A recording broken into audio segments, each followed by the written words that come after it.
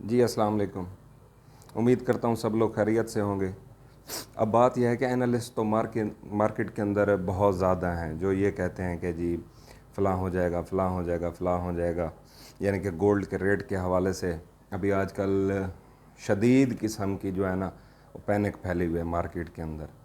हर कोई यही कहता है कि गोल्ड ने अब यहाँ से नीचे जाना है। इवन के बाद लोग तो यही कह रहे थे, मेरे 3-4 दोस्तों से बात हुई है, वो कह रहे थे कि जी गोल्ड ने अब यहाँ से टूटना है और 1,60,000 तक, 1,70,000 तक, इवन के कहीं पे थोड़ा सा ज़्यादा डर जिनको महसूस हुआ तो उन्होंने बोला कि 1,45,000 तक भी ये चला जाएगा। हर कोई अपने डर के अकॉर्डिंगली इसकी वैल्यू एडजस्ट करने में लगा हुआ है। बात इस तरह से नहीं होती। बात जिस तरह से होती है, मैं थोड़ा सा आपको उसका तज्ज़िया और एनालिसिस करके दिखाता हूँ। कुछ दिनों पहले मेरी एक दोस्त के साथ बात हुई है, इवन बहस हो गई है। पुराने गोल्ड में काम करने वाले हैं। उन्होंने कहा है कि जी इस टाइम पे गोल्ड को 1900 पॉइंट्स जो है ना, इंटरनेशनल पॉइंट्स, वो नहीं तोड़ने चाहिए। अगर ये 1900 पॉइंट्स को तोड़ता है तो फिर ये जो है ना 1880 इसकी फ़ाइनल डिप है। और वो मल्टीप्लाई कर रहा था डॉलर की वैल्यू को फ़िक्स करके। तो वो ये कह रहा था कि आप लोग घबराएं नहीं। अगर डॉलर का रेट यहाँ से अपना 298 से गिर रहा था तब 290 चला जाता है तो उसका ये रेट बनेगा, 285 चला जाता है तो ये रेट बनेगा, 275 चला जाता है तो ये रेट बनेगा। लेकिन उसने एक चीज़ कैलकुलेट नहीं की, वो सिर्फ डॉलर को ही कम करता या कम करता या बाकी इंडिकेटर्स जो थे वो सारे उसने फ़िक्स कर दिए। मैंने उससे ये कहा कि 1920 पॉइंट के ऊपर गोल्ड ठहरा है। आप सिर्फ डॉलर की पाकिस्तान के हिसाब से मंदा तेज़ी कैलकुलेट कर रहे हो। आप ये देखो 1880 पे आ जाएं इंटरनेशनल पॉइंट्स तो गोल्ड का क्या रेट होगा, 1870 पे आ जाएं तो क्या होगा, 1830 पे आ जाएं तो क्या होगा। तो उन्होंने कहा भाई ये इसकी एवरेज हम कैलकुलेट कर लेते हैं, उससे हमें अंदाज़ा हो जाएगा। अब बात कुल मिला के सीधी सी ये है, मैं आपको बता रहा हूँ कि गोल्ड का रेट डिमांड एंड सप्लाई के मुताबिक होता है। आप एक चीज़ देखो, इंटरनेशनल पॉइंट्स इस टाइम पे गिर रहे हैं नहीं गिर रहे हैं, आप खुद बताओ। गिर रहे हैं। आज डेट क्या है? आज डेट है हमारे पास 10वां महीना 2 तारीख और 2023, ये डेट है हमारे पास। तो आप खुद देखो इंटरनेशनल पॉइंट्स कहाँ पे आ गए हैं। 1841 की विग मारी है उसने, उसके बाद अब दोबारा थोड़ा सा रिकवर हो गया, 1846, 1848 इधर चला गया। और इस टाइम पे मार्केट में बाइंग प्रेशर ज़्यादा है या सेलिंग प्रेशर ज़्यादा है? इस टाइम मार्केट के अंदर सिर्फ़ और सिर्फ पैनिक ही पैनिक है। जो ख़रीदना चाह रहा था, जब ये सोना था आपका 2,20,000 पे, गालिबन 22,000 पे, 25,000 पे, तो उस रेंज में ये था कि अल्लाह कोई इस तरह का हो जाए कि गोल्ड कहीं नीचे आ जाए 2 लाख के स्लाट में और मैं इसको ना अपनी इस्तात के मुताबिक इसको क्या करूं, ख़रीद लूं। 2 लाख की दुआएं मांगने वाले मुझे ये बताएं, जब अब ये 2 लाख रुपए के ऊपर आ गया है गोल्ड, तो अब आप लोग किस वजह से कह रहे हो कि ये 180 पे चला जाएगा? ओ भाई उसने जाना है, वो भाड़ में जाए। अपनी आपने एक लिमिट सेट करनी होती है कि इस लिमिट तक अगर आया तो मैंने उसको ख़रीद लेना है। अगर इस लिमिट से वो ऊपर है तो बिल्कुल आप बैठे रहो, कोई टेंशन वाली बात नहीं है। जब आप अपना एक टारगेट सेट कर लेते हो कि इस रेंज में आ जाए मैं ख़रीद लूँगा, जब वो उस रेंज में आ जाता है फिर आप लोग कमज़ोर हो जाते हो। और जब कोई आप एक चीज़ ले लेते हो, मींस के गोल्ड ले लेते हो, सिल्वर ले लेते हो, प्लाटीनियम ले लेते हो या प्लाडियम ले लेते हो या डायमंड ले लेते हो, तो आप उसमें ये देखते हो कि मैंने इस रेंज से इसको परचेज़ करना है, इस रेंज पे इसको सेल करना है। भाई पेज कापी पेंसिल बना के ना, उस दिन आपका दिमाग होता है कूल। जिस दिन आप परचेजिंग करते हो उसी दिन आपने देखना होता है कि मैंने आज गोल्ड को ख़रीद कर लिया है तो इसको मैंने सेल कब करना है। कूल माइंडेड हो के अपना सेल टारगेट आप बना लिया करो कापी पेंसिल पे। जिस तरह मैंने आपको बताया ना, कापी पेंसिल आपके पास हो, जिस दिन आपने परचेजिंग करनी है आप उसका रेट लिख लो और उसका सेल रेट भी लिख लो।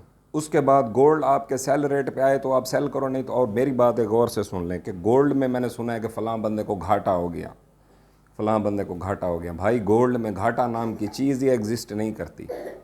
गोल्ड में घाटा तो सिर्फ और सिर्फ उस टाइम पे होता है जब आप उस चीज़ को सेल करते हो। आपने एक सोना लिया है, मुझे नहीं पता आपकी क्या रेंज है, आपने 10 तोले लिया है, सपोज कर लेते हैं एग्जांपल, आपने 1 तोला सोना लिया 2,30,000 रुपये में, अब उसका रेट आ गया है 2 लाख पूरे पे, तो आपको घाटा कैसे हो गया? उसका रेट डाउन हो गया ना। ठीक है, जब तक चीज़ आपके हाथ में है, आपकी गिरफ्त में है, आपके कंट्रोल में है, आपके इमोशंस, आपकी फीलिंग, आपका जहन, ज़मीर, सारा कुछ कंट्रोल में है, तब तक आपको गोल्ड के अंदर बिल्कुल भी लॉस नहीं है, रत्ती बराबर भी लॉस नहीं है।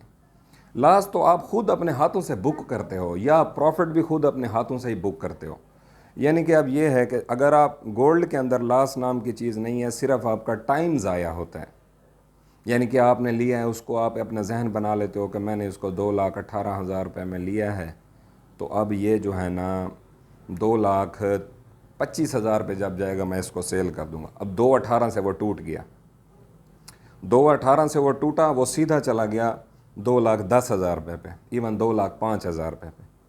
अब आपका ये है कि वो आपके जहन में टारगेट था कि मैं इसको 2 हफ्तों के अंदर सेल कर दूंगा, 3 हफ्तों के अंदर सेल कर दूंगा।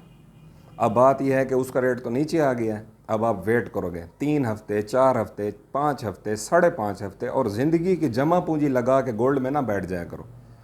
हम लोग क्या करते हैं कि पूरी अपना, अगर हमारी इस्तात हो 5 तोले सोना ख़रीदने की, तो इधर से पकड़ के उधर से पकड़, किसी दोस्त से उधार मांग के भाई इसको चलो देते रहेंगे, अभी गोल्ड से थोड़ा सा नफ़ा निकाल लें, बाइंग रेंज के अंदर आया हुआ है। हम अपनी वज़न से थोड़ा सा एक कदम आगे बैठ के क्या करते हैं, उसको परचेज़ करने की कोशिश करते हैं।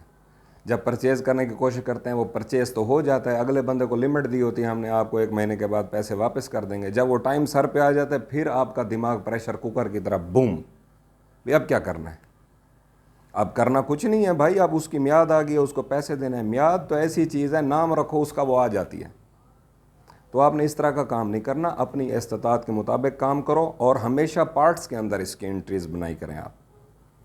अभी देखें इस टाइम पे रिसेंट सिचुएशन ये है।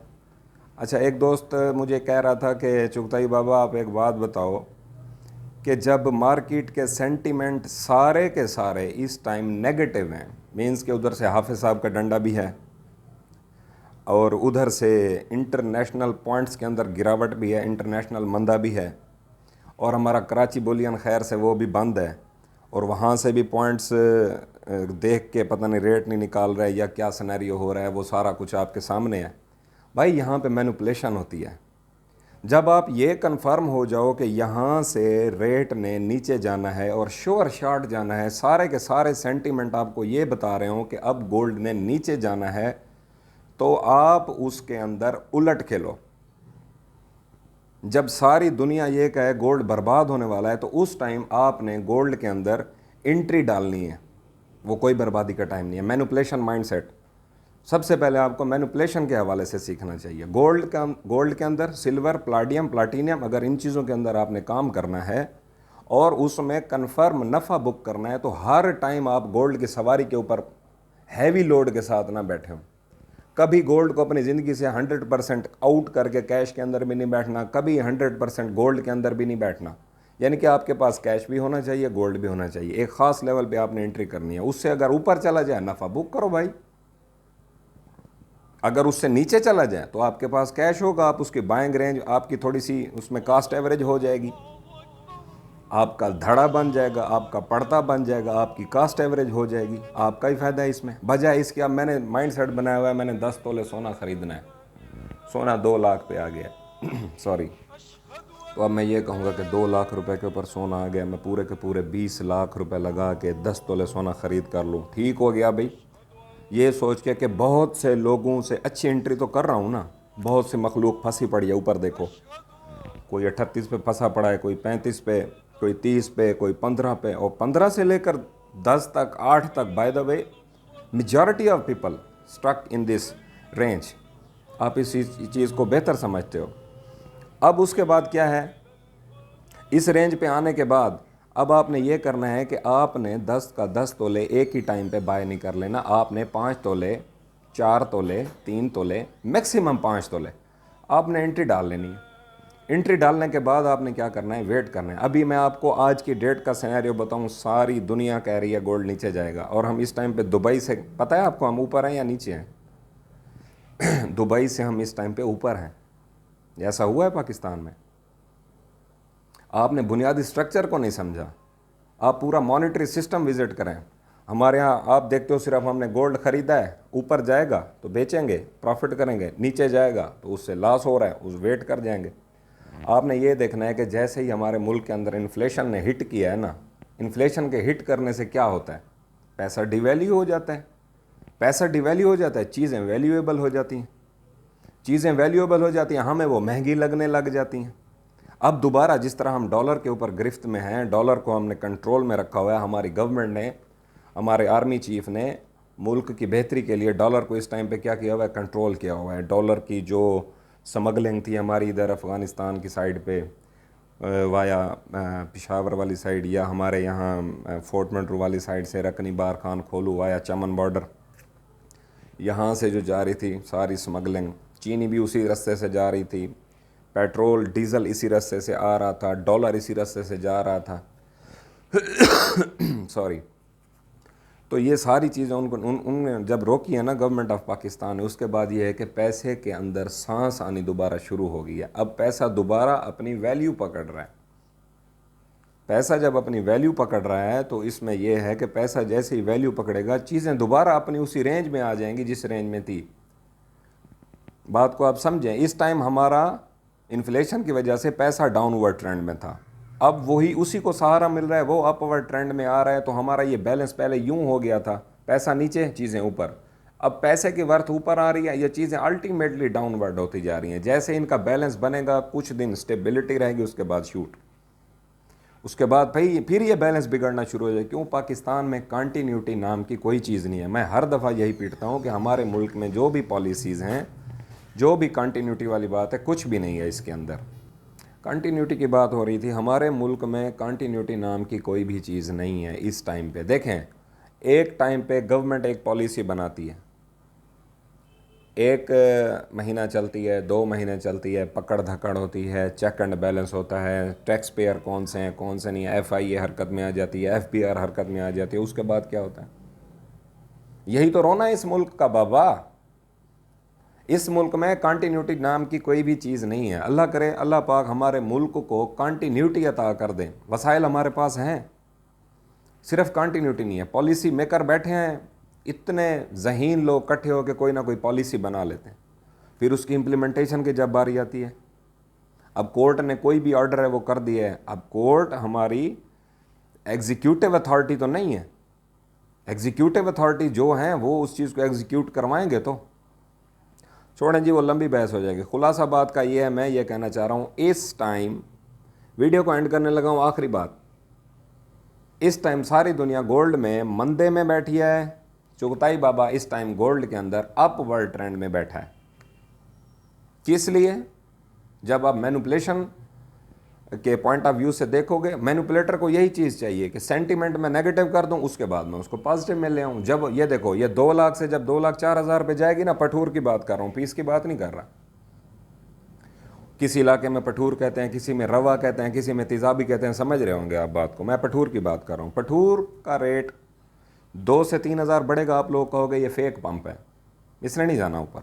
नोट कर लो मेरी बात, आप लोग यही कहोगे, और जिन जिन व्हाट्सएप ग्रुपों में हो जहाँ से डिस्कशन का मवाद आप लोगों को मिलता है, आप कहोगे इस गोल्ड का ये फेक पंप है, इसने अभी वापस आ जाना है।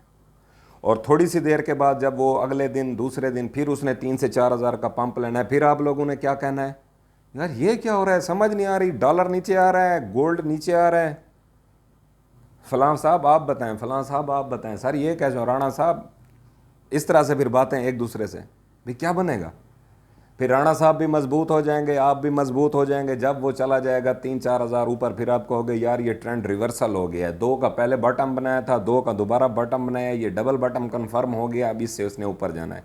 भाई सब्र, सिर्फ सेंटिमेंट्स अगर नेगेटिव हैं तो मैं कह रहा हूं तब तक मार्केट ने ऊपर जाना है जब तक सेंटिमेंट नेगेटिव हैं। जब आप लोग पूरा एतमाद हो जाओगे कि मार्केट अब तो वाकई ऊपर चली जाएगी, तो उसी दिन, जिस दिन आपने एंट्री डालनी है पूरा एतमाद हो के, उसी दिन इसने दोबारा नीचे आना है।